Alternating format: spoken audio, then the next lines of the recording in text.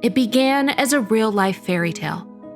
The world's most eligible bachelor, the notorious party prince who made headlines in Vegas, the wild child, was finally ready to settle down. And his pick? A fresh face to the British monarchy, who broke almost every traditional stereotype. A once-divorced, biracial Hollywood actress from America. From this moment on, the world was captivated. There was tremendous hope and anticipation of what the new couple would bring to the monarchy and across the globe. The United Kingdom loved them, the United States loved them, and so did the world. Everything appeared to be working wonderfully until one day we found out nothing was as it seemed. It was from this point on that their tumultuous 5 years of pandemonium would ensue. This story showcases their rapid descent into chaos and turmoil. How they went from media darlings to being at war with the media. From once royal favorites to now extremely unpopular and disliked. Harry and Meghan have chalked it all up to unfortunate timing, having a string of bad luck after their marriage. COVID, untimely passings, and the economy, while many others place the blame directly on them. So what exactly went wrong? This story is about love. It's about heartbreak, jealousy, power, lies, and greed. A royal family, the media, a famous institution, and the Hollywood elite. This is inside Meghan and Harry's nightmare first 5 years of marriage. It was an interesting news day across the globe. The FBI was investigating Anthony Weiner's laptop. Manchester United's Antonio Valencia vowed to come back stronger after having surgery on his broken arm. And the hunt for an Oklahoma fugitive ended in a deadly shootout with police. And then, shortly before nightfall, another story was revealed. Prince Harry was rumored to be dating American actress Meghan Markle. This American TV actress is said to be Prince Harry's new girlfriend.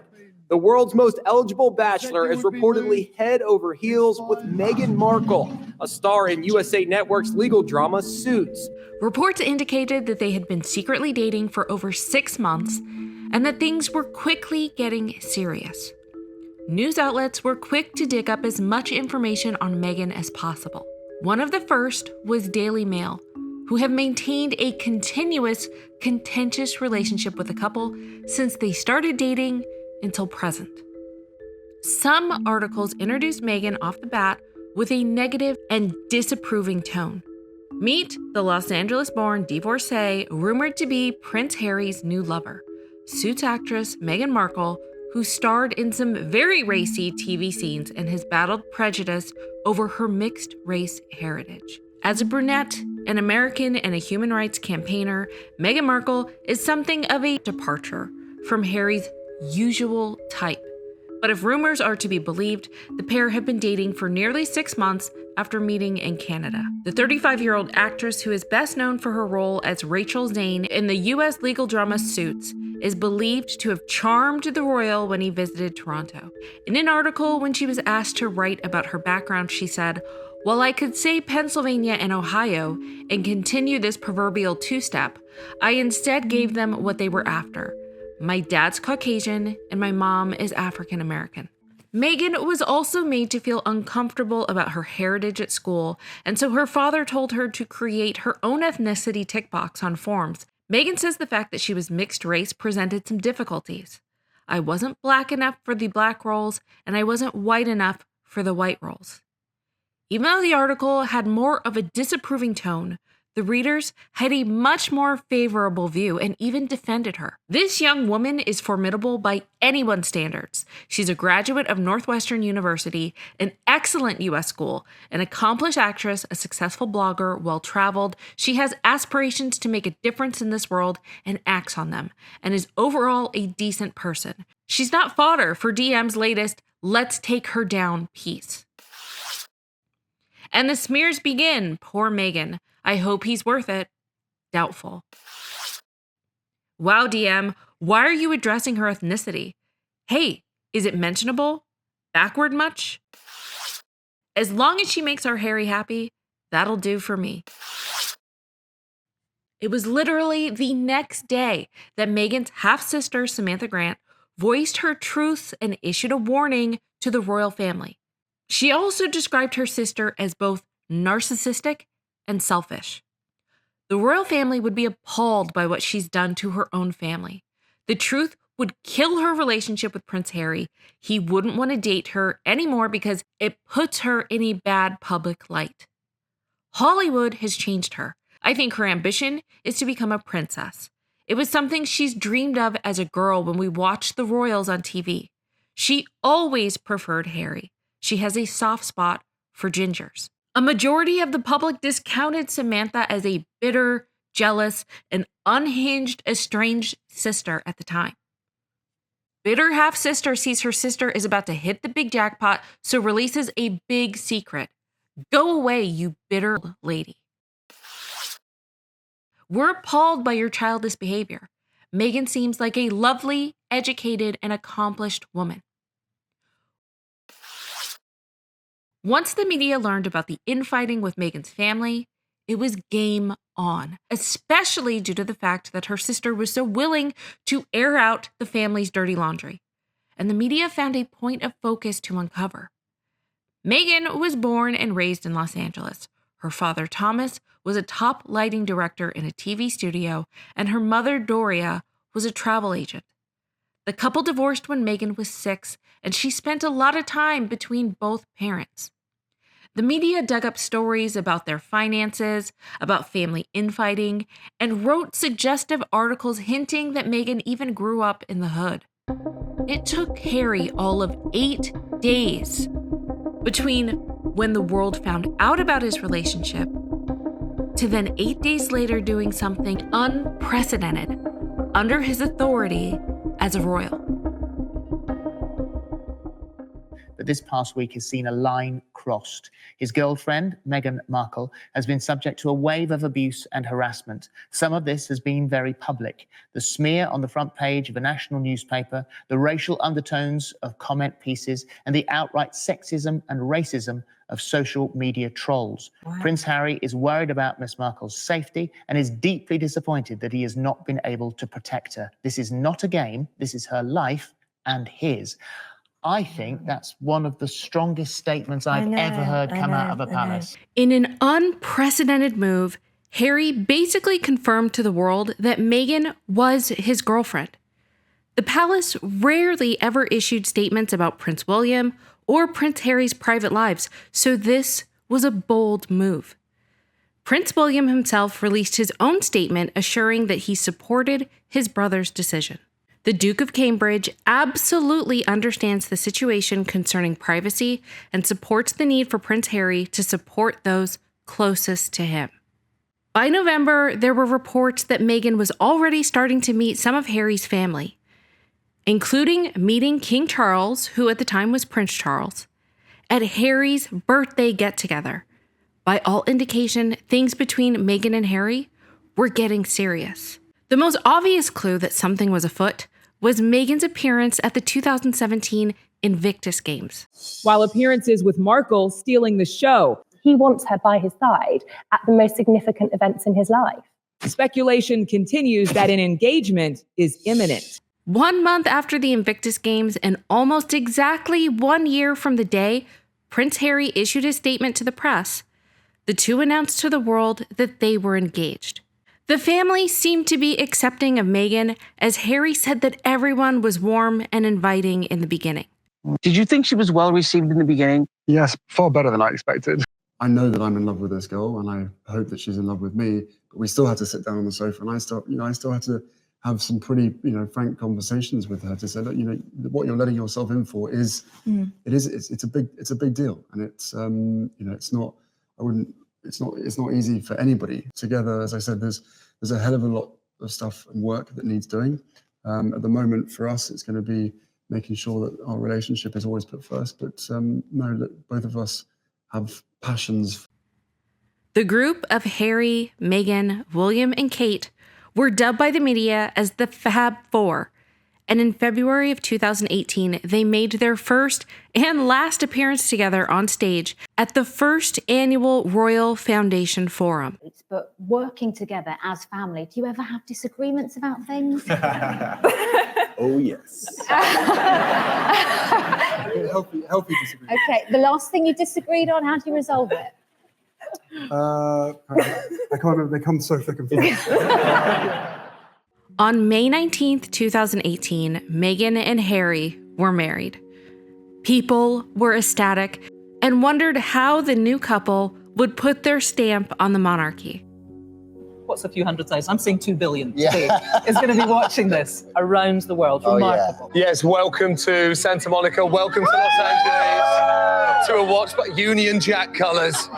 As you've explained, this is Meghan's hometown, and this wedding is a huge event here. It is 1:15 in the morning. This is a city that does not stay up late, and yet tonight, everywhere from downtown Los Angeles to Malibu, there are watch parties happening. This is one of the main ones. They entered, so they now have a wait of around 10 minutes before the bride arrives. The bride having arrived at the top end of the castle.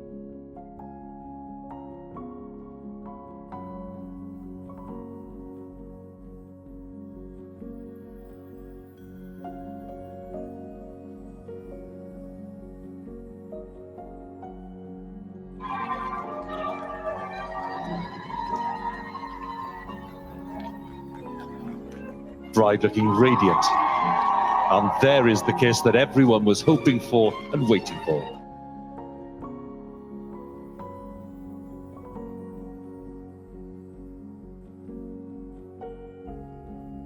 Wow. That was a service and a half, wasn't it? Wow, you took the words right out of my mouth.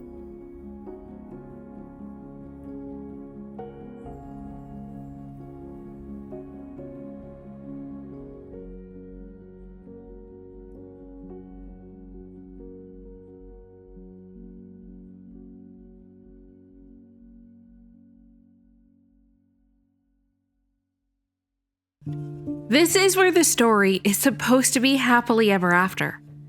They immediately moved into Kensington Palace, where they had an apartment alongside William and Kate.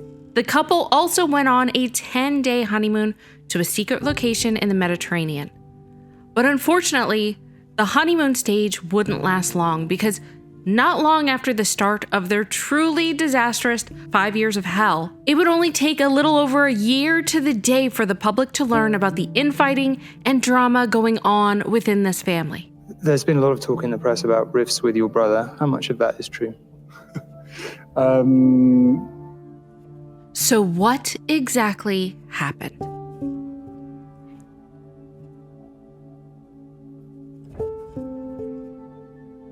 In retrospect, the seemingly picture-perfect wedding cheered on by the world was not quite as picturesque as we thought. Right before the wedding, there was clashing between Meghan and Kate over Prince Charlotte's bridesmaid dress. According to Harry's book Spare, the conversation went a little something like this. Charlotte's dress is too big, too long, too baggy. She cried when she tried it on at home. Right. And I told you the tailor has been standing by since 8 a.m. here at Kensington Palace. Can you take Charlotte to have it altered as the other moms are doing? No, all the dresses need to be remade. I'm not sure what else to say. If the dress doesn't fit, then please take Charlotte to see AJ. He's been waiting all day. Fine. There have been varying stories throughout the media that Meghan made Kate cry and that Kate made Meghan cry. Both Harry and Meghan insist that it was Meghan who was crying. It made me cry, and it really hurt my feelings. And I thought in the context of everything else that was going on in those days leading to the wedding, that it didn't make sense to not be just doing what everyone else was doing, which was trying to be supportive, knowing what was going on with my dad and whatnot. It was a really hard week of the wedding, and she was upset about something, but she owned it and she apologized and she brought me flowers and a note apologizing. What was hard to get over was being blamed for something that not only I didn't do, but that happened to me, and the people who were part of our wedding going to our comms team and saying, I know this didn't happen. Harry's account of the incident was that he arrived home shortly after the text messages to find Meghan on the floor and sobbing. He told Meghan that Kate didn't mean any harm, and the next day Kate arrived with flowers and a card stating that she was sorry. Meghan believes that this was an admission of fault on Kate's part, while others believe that Kate just did this as a gesture to keep the peace.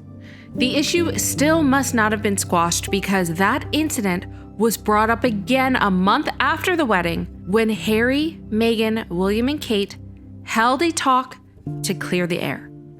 And according to Harry, during this conversation, it was revealed that Kate had been upset about Meghan stating that she had baby brain, as during this time the Duchess had recently given birth to Prince Louis. Prince William told Meghan the comment was rude, and Meghan replied, "Kindly take your finger out of my face." With neither side conceding, it appeared this friction between the two couples was never squashed, but instead, it stewed slowly and festered. Also going on during this time was drama going on with Meghan's father, Thomas. And the reason that Thomas did not walk his daughter down the aisle during the wedding was because he had been caught staging photos a few days before the wedding with the media. And he felt that it would bring negative attention on Meghan and the royal family if he attended.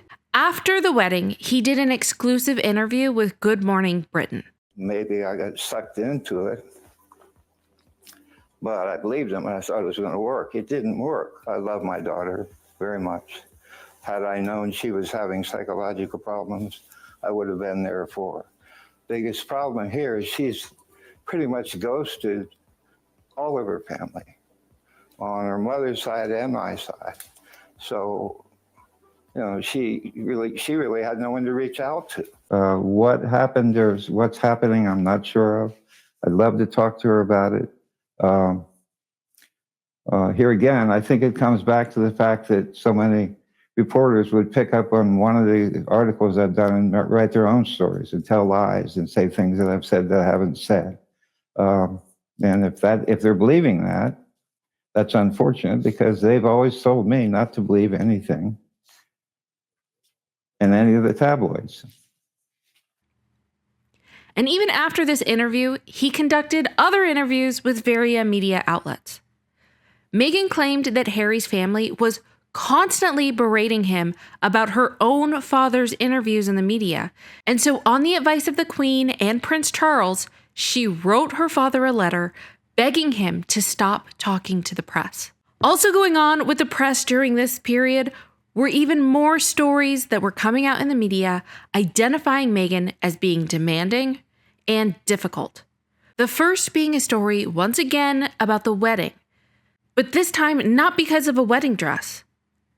But now it was because of a row over Meghan's tiara for the wedding.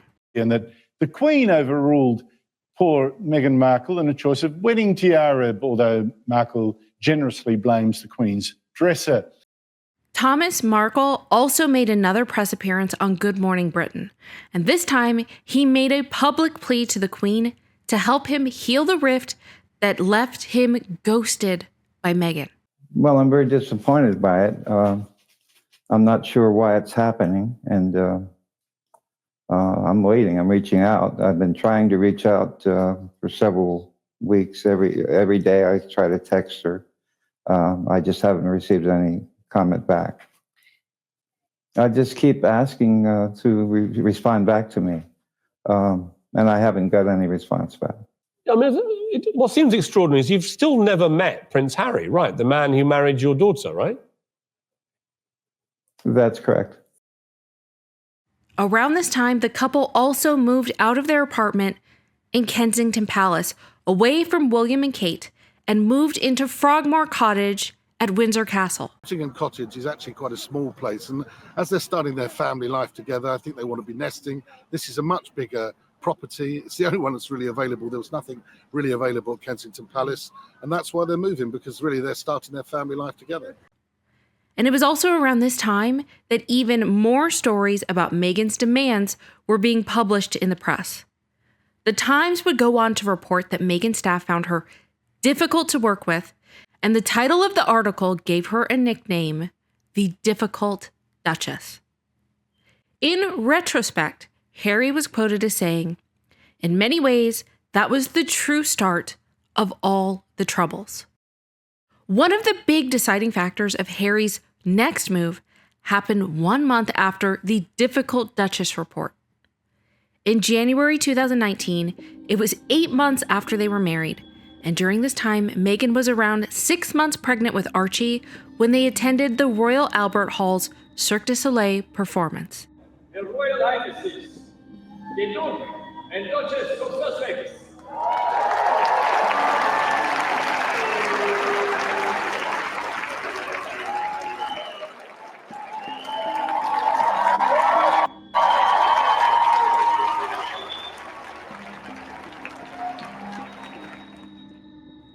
It was a pivotal time because Meghan had already confided in Harry right before attending that show that she did not want to be alive anymore. Look, I was really ashamed to say it at the time and ashamed to have to admit it to Harry, especially, because I know how much loss he suffered. But I knew that if I didn't say it, that I would do it. And I just didn't want to be alive anymore. The following month, Harry described how William confronted him about Meghan being rude, being abrasive, and alienating half of their working staff. Harry wrote, "He grabbed me by the collar, ripping my necklace, and he knocked me to the floor. I landed on the dog's bowl, which cracked under my back, the pieces cutting into me. I lay there for a moment, dazed, then got to my feet and told him to get out." According to Harry, there has always been a contentious relationship between he and his brother. And this tension didn't seem to improve when he met Meghan. You refer to your brother as your beloved brother and arch nemesis. Strong words. There has always been this competition between us, weirdly. Again, I think it really plays into, or is played by, the heir spare. It was also during this time that Harry and Meghan announced they would leave the private office they shared jointly with William and Kate and instead would have their own team of staffers overseen by Buckingham Palace. Biographer Robert Lacey was told by a friend of William that William threw Harry out. Lacey wrote, "He certainly wanted Meghan removed, for a start, from the harmonious joint household that he and his brother had operated together for the best part of a decade. William simply did not want her or Harry around anymore."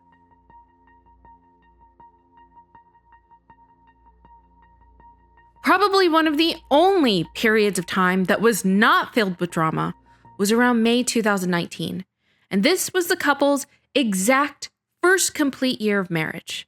And what a crazy first year of marriage and drama that was.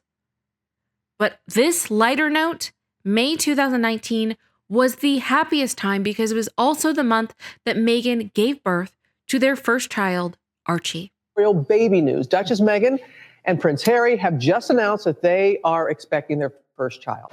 It's the news the world was waiting for. Duchess Meghan, seen here today in Australia, clutching a binder in front of her, is pregnant.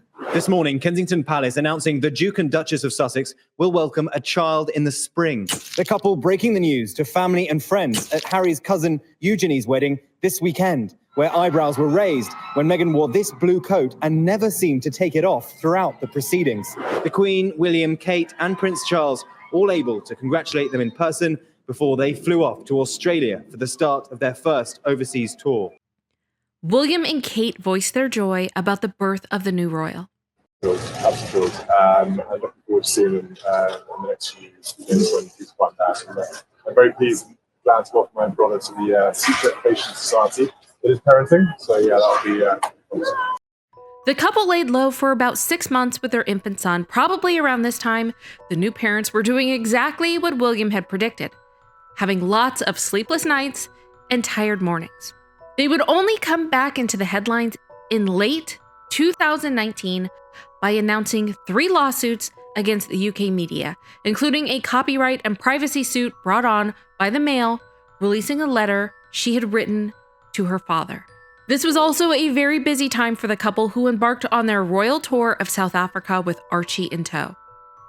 And it was an interesting time because both Harry and Meghan ended up dropping some pretty revealing information about their inner feelings and thoughts. These thoughts were revealed to Tom Bradby, a journalist and friend of the royals. We were on a tour in South Africa, and on the last day of the tour, man, was I tired. I was about to give Archie a bath, and we were heading home. A lot of people don't know what it's like running a marathon. Between every official engagement, I was running back to make sure our son was fed. Prince Harry then added, she was still breastfeeding at the time. I don't know what the impact on your physical and mental health of all the pressure that you clearly feel under.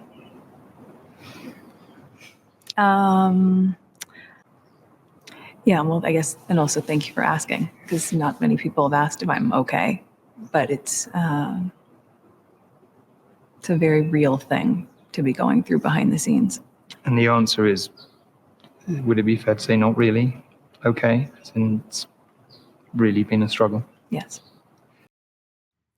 I didn't realize that my answer would receive such an interest around the world, because I said, well, thanks. People haven't really asked me if I'm okay. I didn't think about the answer. I just answered honestly because I was in a moment of vulnerability, because I was tired, because there was no presentation. It was just, here's where I am. I'm a mom who is with a 4.5-month-old baby, and we're tired. And at this point, speculation was rampant in the media about a feud between William and Kate and Meghan and Harry, which up to this point had always been denied. But this was the first time that Harry did not adamantly refute or deny the claims that there was a feud between his brother. There's been a lot of talk in the press about rifts with your brother. How much of that is true? Part of this role and part of this job and this family being under the pressure that it's under, inevitably, stuff happens. But look, we're brothers. We'll always be brothers. We're certainly on different paths at the moment, but I will always be there for him, and as I know, he'll always be there for me. Harry and Meghan spent the last part of the year in Canada, spending family time together during Thanksgiving and the remaining year. During this time, there must have been some deep reflection and introspection as far as what they wanted from their lives and what type of life they wanted to live, because by January of that following year, they decided they were going to quit their royal roles and live in America.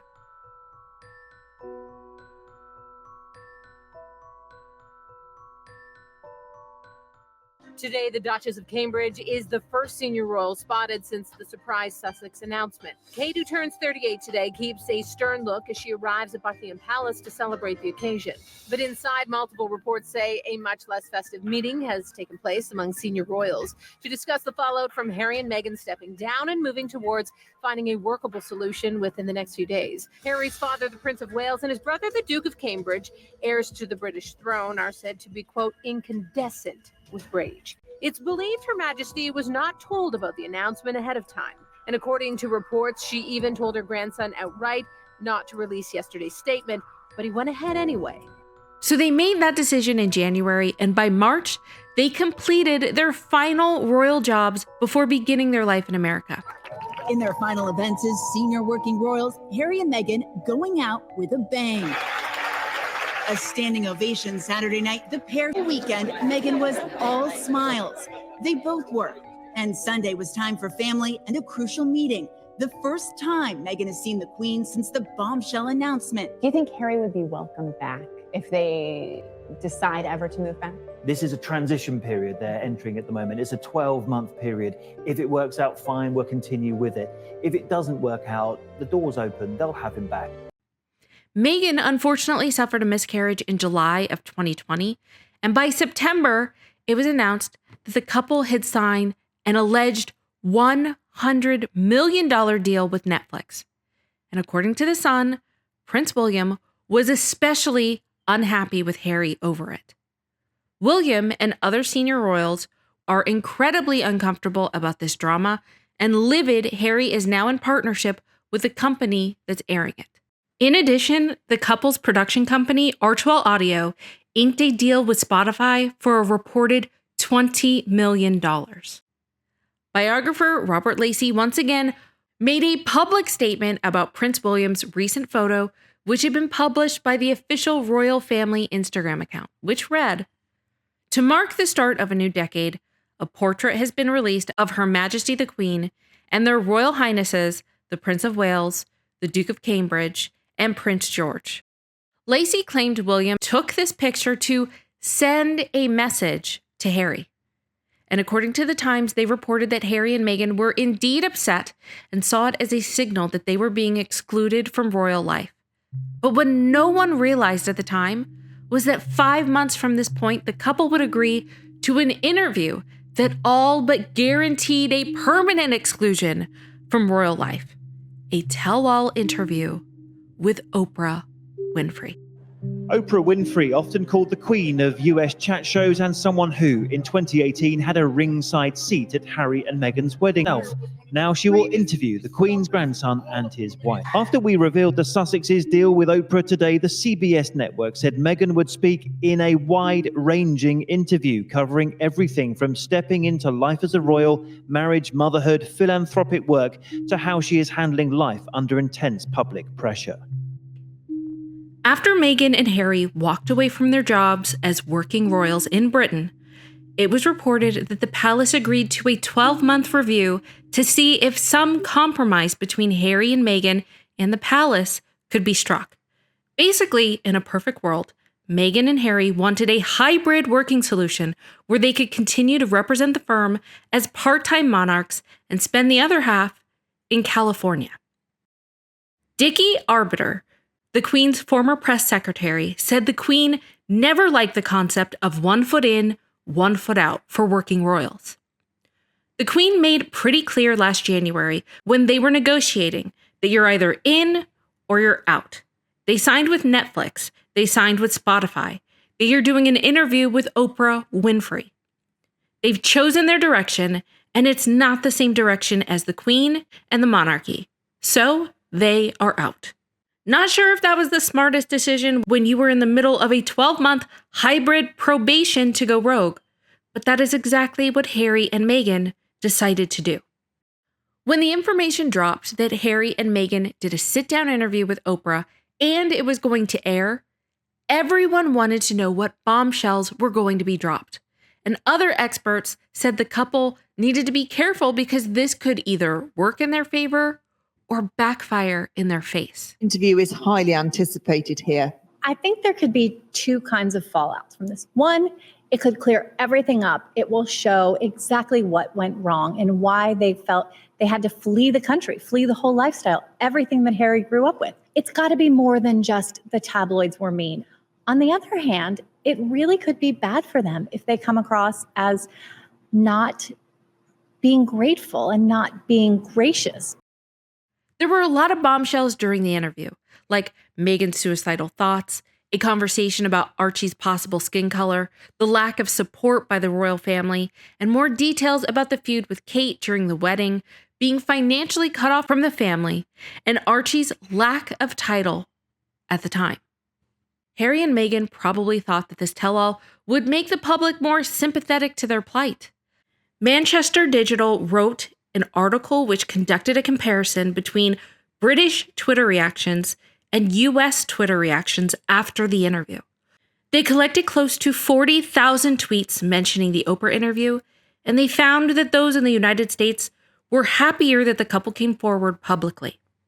US audiences were more likely to mention the discussion around mental health, and by comparison, the response in the UK was significantly more polarized. While some Twitter users showed their support for the couple and their decisions, many did not. UK audiences were more likely to characterize Harry and Meghan as a disgrace or embarrassment to the royal family and the nation. We also saw UK viewers express disappointment for the couple's decision to speak out against the family. Their comments about race and the inner workings of the royal family potentially hit the monarchy and its work both at home and abroad. People also wondered if and when the royal family would respond. 2 days after the interview aired, the Queen publicly responded to the interview. The whole family is saddened to learn the full extent of how challenging the last few years have been for Harry and Meghan. The issues raised, particularly that of race, are concerning. While some recollections may vary, they are taken very seriously and will be addressed by the family privately. Harry, Meghan, and Archie will always be much-loved family members. The Oprah interview had everyone talking, some supportive, some not, but probably one of the most prominent figures to give public advice about the incident was former First Lady Michelle Obama.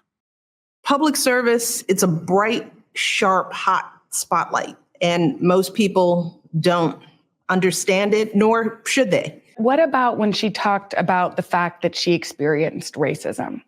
I mean, I feel like that was heartbreaking to hear that she felt like she was in her own family.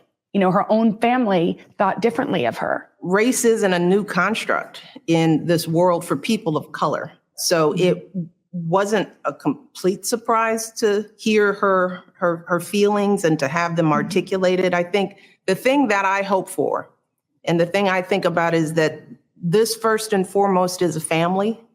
And I pray for forgiveness and healing for them so that they can use this as a teachable moment for us all. Another person even closer to the action had some choice words for the interview as well. Prince Philip, Harry's grandfather. According to his official biographer, Giles Brandreth, Prince Philip thought the Oprah interview was madness and that no good would come of it. Philip also told Brandreth that Harry's decision to quit royal duties and move to the US was not the right thing for the country or for themselves, but he accepted it, which also very similarly mimicked his sentiments with the TV interviews given by his son, King Charles, and Princess Diana back in the 90s. Prince Philip was actually in the hospital when the interview aired, and Brandreth said the fact that the Meghan and Harry interview was aired while Philip was in the hospital did not trouble him. What did worry him was the couple's preoccupation with their own problems and their willingness to talk about them in public. Give TV interviews by all means, but don't talk about yourself. That was one of his rules. I know he shared it with his children. I imagine he shared it with his grandchildren, too. Surprisingly enough, his advice pretty much echoed verbatim what Michelle Obama had also echoed publicly. The thing that I always keep in mind is that none of this is about us in public service. It's about the people that we serve. I always try to push the light back out and focus it on the folks that we're actually here to serve. The Oprah interview also had other reverberating effects. The image of the couple as once working royals was so different to their new life at their Montesino mansion, living next to celebrities and caring for their chickens. Meghan said last week how much she values her privacy when she won that case against the Mail on Sunday. So how is this different? This is an interesting way of doing things.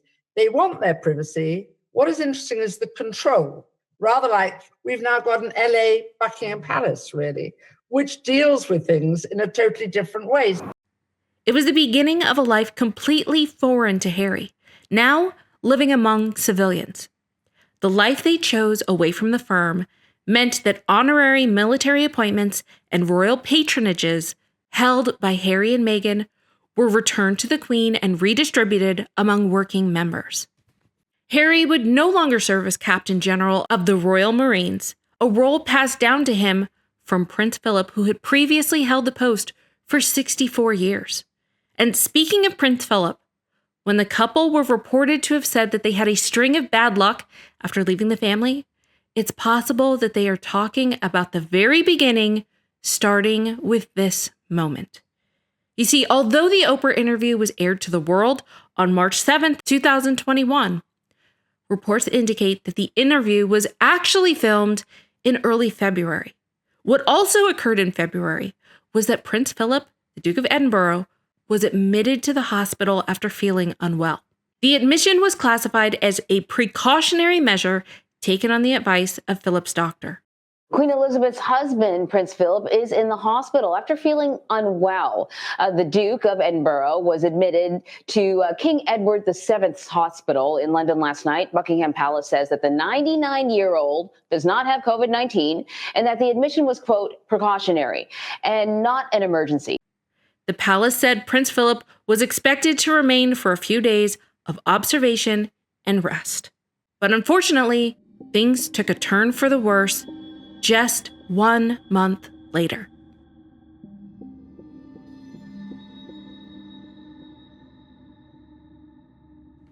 On April 9th, 2021, it was announced that Prince Philip passed away. You're watching BBC News. We have just received a statement from Buckingham Palace confirming that the Duke of Edinburgh has died. The statement says, "It is with deep sorrow that Her Majesty the Queen has announced the death of her beloved husband, His Royal Highness, the Prince Philip, Duke of Edinburgh. His Royal Highness passed away peacefully this morning at Windsor Castle."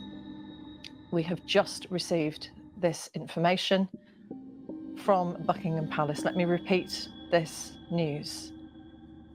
"It is with deep sorrow that Her Majesty the Queen has announced the death of her beloved husband, His Royal Highness, the Prince Philip, Duke of Edinburgh.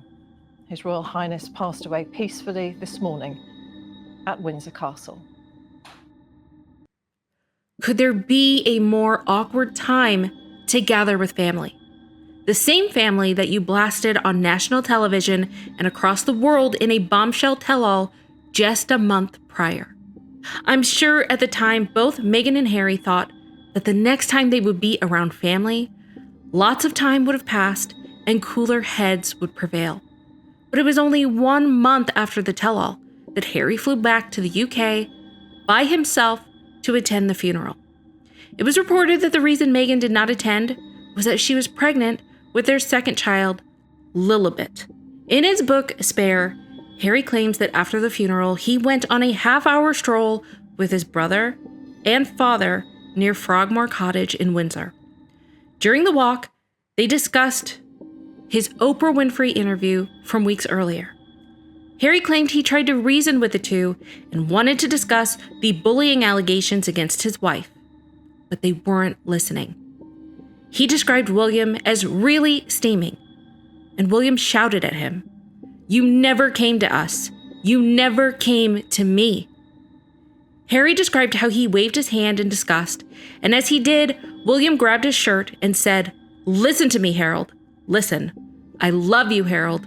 I want you to be happy." Harry claims he fired back with, "I love you too, but your stubbornness is extraordinary." With William still grabbing onto his shirt, Harry was able to pull away, but William grabbed him again and twisted him to maintain eye contact and said, "Harold, you must listen to me. I just want you to be happy, Harold. I swear on Mummy's life. I felt properly sick and ill after everything that's happened, and I swear to you now on Mummy's life, I just want you to be happy." Harry also recalled that next, his voice broke when he told William softly, "I really don't think you do." At that point, Harry said he was ready to fly back to the United States to be with Meghan. Also, what was going on behind the scenes, it was reported that royal family members were quietly pleased that Meghan did not fly to Britain with Harry to attend Prince Philip's funeral service. According to a new chapter in the ex-royal's biography, Finding Freedom, the book explained they were afraid her attendance would create a circus and a spectacle following the Oprah interview. At this time, as previously mentioned, the Brits already had a more unfavorable view of the couple than the United States.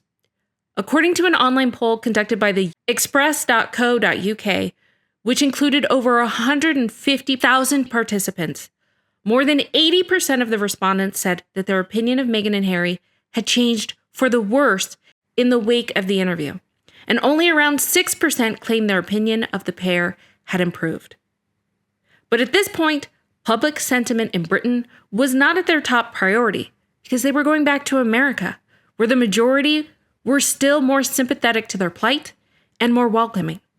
Harry was only in the UK for Prince Philip's funeral for one day, and then he immediately returned home to the United States to be with pregnant Meghan.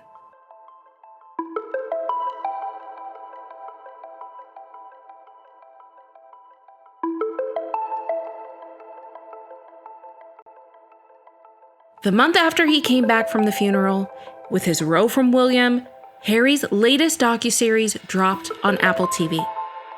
Oprah Winfrey following their bombshell interview back in March. The California-based royal and talk show host are teaming up again for a new series set to stream on Apple TV+. It'll be called The Me You Cannot See. The new series was co-created by both Harry and Oprah Winfrey and was created to explore mental health and emotional well-being with stories from around the world. But the most prominent story on the show was, of course, highlighting again Prince Harry's experience within his own family and how he claimed that they totally neglected him. All over the world, people are in some kind of mental, psychological, emotional pain. So 4 years ago, only after meeting Meg, did you start the process of trying to figure it out? You hadn't tried it before? No. And I quickly established that if this relationship was going to work, that I was going to have to deal with my past, because there was anger there. And it wasn't anger at her, it was just anger. He went on to clarify that the royal family met every single ask, request, and warning for help with the harassment that him and Meghan received from the press and on social media was met with silence or total neglect. The following month, Meghan gave birth to Lilibet. Prince Harry and Meghan, Britain's Duke and Duchess of Sussex, welcomed a new baby girl on Friday. Lilibet Lily Diana Mountbatten-Windsor is named after two regal women, Queen Elizabeth II and Harry's late mother, Princess Diana. And for the next few months, the couple laid low and for the most part stayed out of the headlines. Probably around this time, doing what they had done before with Archie, having lots of sleepless nights and sleepless days, taking care of not only their newborn, but now a 2-year-old toddler. Also around this time, it was announced that The Heart of Invictus, a Netflix documentary series in partnership with the Invictus Games and Archewell, would surround the competitors from the 2022 Invictus Games. What they are proving to the rest of the world is that whatever you come up against, whether it's physical or mental trauma, that you can actually get through it. And Prince Harry would executive produce the series and appear on camera. Harry would go on to do an interview highlighting this cause, and once again, during the conversation, he explained that he recently saw the Queen, made her laugh, and wanted to ensure that she had the right people around her. I haven't had a chance to go back to the UK for a couple of years, apart from those 2 times, one for my grandfather's funeral and one for unveiling a statue of my mum. How did it feel being back? Being with her? Being with her, it was great. It was just so nice to see her. You know, she's on great form. She's always got a great sense of humour with me, and I'm just making sure that she's, protected and got the right people around her. He was also asked about the Queen's upcoming Platinum Jubilee celebration in June, and if he would be attending. Do you think you'll come? I don't know yet. There's lots of things with security issues and everything else. So this is what I'm trying to do, trying to make it possible that, I can get my kids to meet her. Harry and Meghan did eventually decide to attend, and they also brought their 2 children, and it was the first time that the Queen and Prince Charles were able to meet Lilibet. Joining the royal family over the 4-day Jubilee weekend will be Prince Harry and Meghan. They fly into the UK in the coming days. Their daughter, named after the Queen, has not met her great-grandmother yet. Lilibet will be 1 on Saturday. Some think she might even get christened here. Their appearance in public was their first joint appearance in Britain since they quit their jobs as royals. And they got it. The Queen stepping out once again, her heirs alongside her for a moment that even for them was breathtaking. A snapshot of the future on the palace balcony that's been such a focal point of so many milestones of the past 70 years.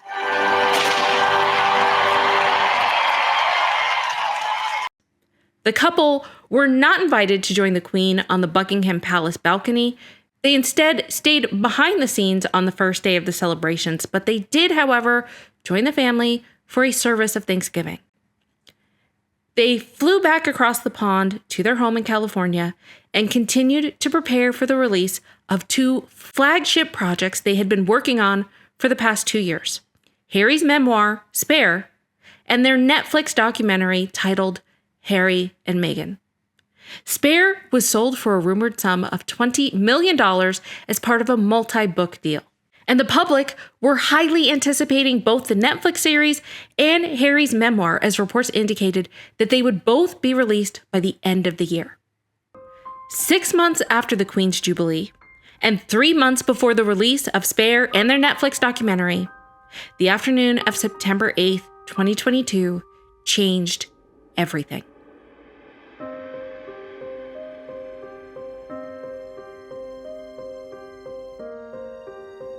On this week, Harry and Meghan traveled from their California home to Europe for a week of visits with long-standing charitable organizations, and they were scheduled to attend the Well Child Awards in London when news broke that Queen Elizabeth's health was of concern by her doctors and that she was under medical supervision at Balmoral Castle in Scotland. Prince Harry canceled his attendance that night and instead planned to travel to Scotland to be by her side. And the palace released a statement in the morning which read, "Following further evaluation this morning, the Queen's doctors are concerned for Her Majesty's health and have recommended she remain under medical supervision. The Queen remains comfortable at Balmoral." As the Queen's health declined, the entire royal family, except Kate Middleton, confirmed they were racing to her side.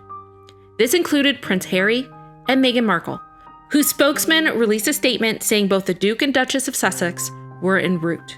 Until shortly after, their spokesman announced that Harry would now be joining the family in Balmoral without his wife. It was reported that on the heels of all the tell-alls and all the book deals and all the documentaries, especially the ones being released in the next few months, that the family was reportedly more upset with her than ever. There have been reports and speculation that there was actually internal fighting about the whole incident between Harry and his family, specifically King Charles, as it was reported that King Charles told Harry not to bring Meghan to Balmoral Castle, and he was furious that Meghan was not invited to attend. This all allegedly happened over a 30-minute phone call where Harry continued to try to get Meghan to be allowed to attend. A few moments ago, Buckingham Palace announced the death of Her Majesty Queen Elizabeth II. The palace has just issued this statement. It says the Queen died peacefully at Balmoral this afternoon. The King and the Queen Consort will remain at Balmoral this evening and will return to London. What was a known fact was that Harry ended up arriving in Scotland too late. By the time he arrived, the Queen had unfortunately passed away.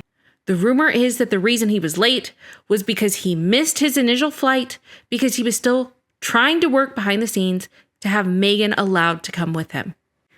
After the Queen passed away, her funeral was held on September 19th and was attended by Harry, Meghan, William, and Kate, and other members of the royal family. And the walkabout to see all the flowers of well-wishers was seen as icy and awkward.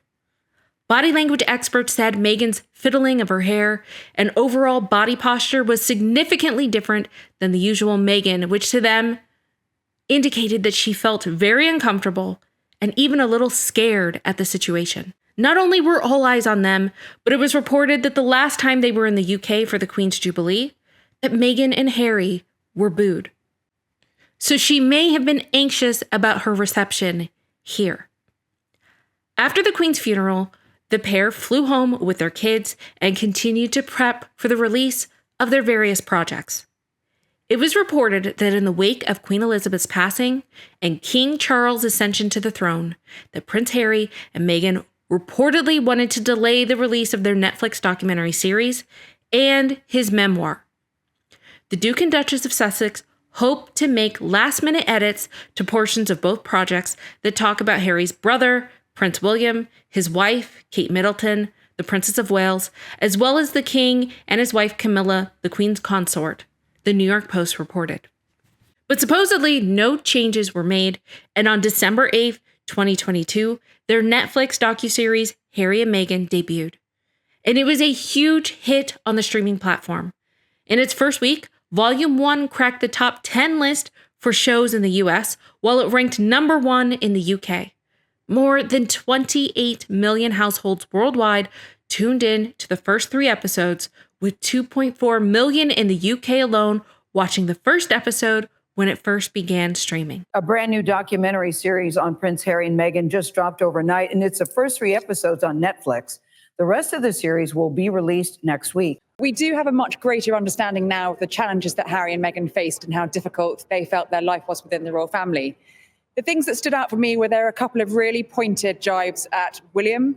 Harry mentioned that he felt his experience was men in the family, married women who fit the mold rather than who they were destined to be with. That'll be very hard for William to hear. And certainly there are some claims from Harry and Meghan that they did not feel supported, and Meghan had a much harder time than Kate. And a week after it aired, a streaming poll found that although the series was hugely popular, it didn't mean that Harry and Meghan had increased their popularity. According to a global news poll, it showed that after 1 week the documentary was available for streaming, Harry and Meghan's popularity had plummeted in the United Kingdom. Harry's popularity dropped 13 points since that November, while Meghan's had a 7-point drop in that same time.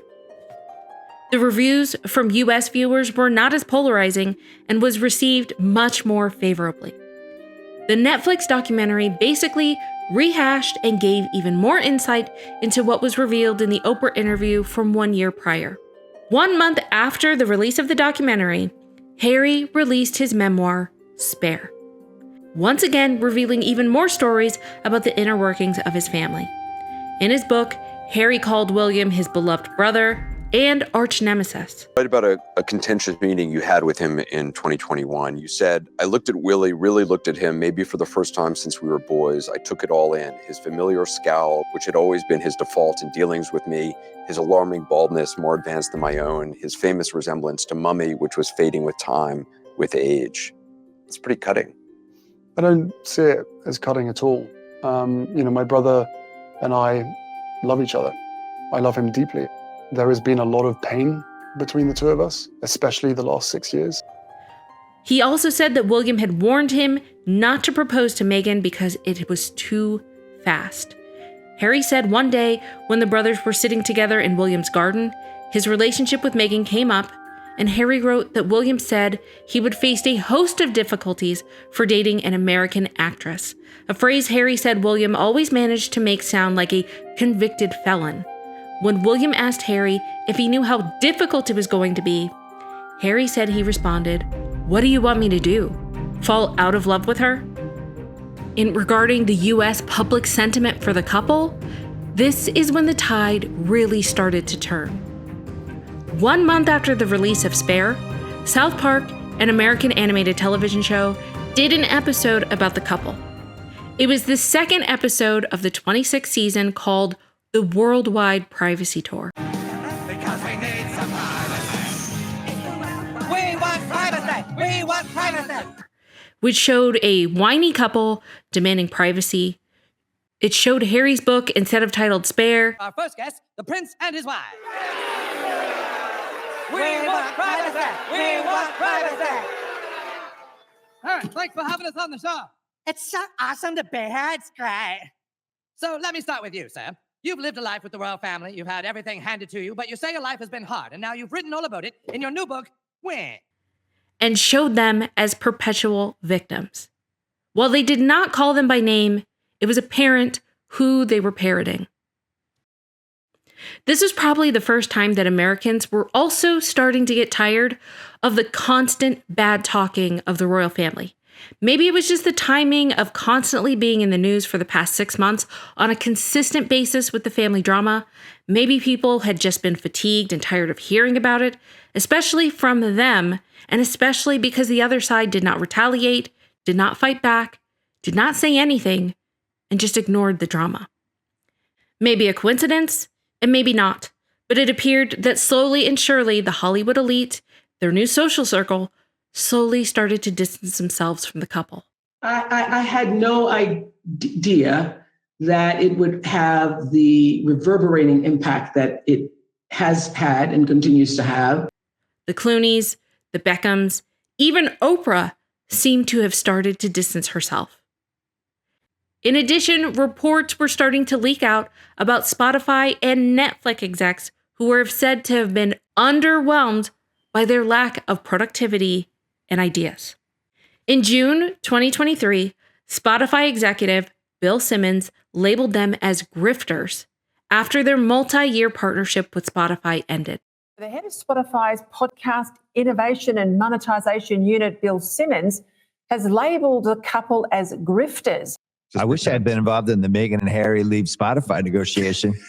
The grifters. That's the podcast we should have launched with them.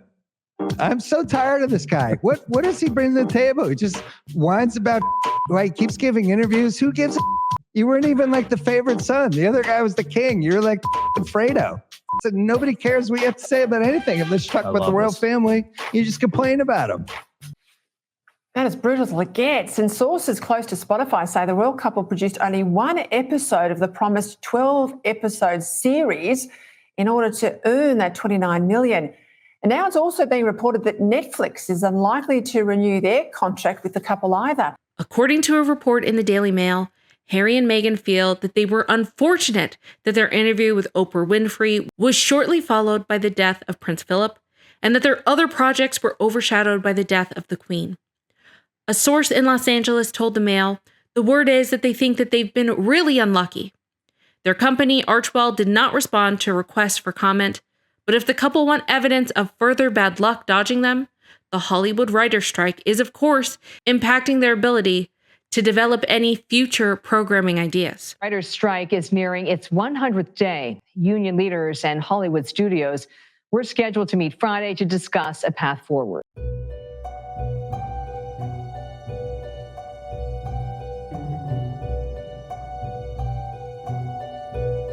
In May 2023, the couple celebrated their first 5 years of marriage. And shortly after were reports that there was trouble in paradise. These are challenging times for the Duke and Duchess of Sussex. Harry and Meghan's marriage is in trouble. There's such a mess going on around them. The new Harry and Meghan headlines: trouble in paradise, rumors of divorce, and they're taking time apart. Things haven't been so marvelous over in Montecito. People want to know if their relationship will last the test of time. So far, as of August 2023, they are still going together strong, making an appearance to celebrate Meghan's birthday and to make an appearance to celebrate young tech leaders. It's also been reported that Harry and Meghan plan to back off telling stories about the royal family and the drama that has happened behind the scenes. In fact, sources have reported that Meghan plans to take a much softer approach when dealing with Harry's family. She seems to be ready to put the past behind her for the sake of her two children, Archie and Lilibet. Meghan is always supportive of it, though. She used to be negative about it. It seems she has moved on now. They have moved continents. They have set up a new life with their kids. If that is their first 5 years of marriage, I can't wait to see what's going to happen in the next 5. If you like this video, give it a thumbs up to let me know you like it, and it lets me know that you want us to dive even deeper into the Harry and Meghan history. And if you're ready for our next deep dive, Check out some of my other epic content right here.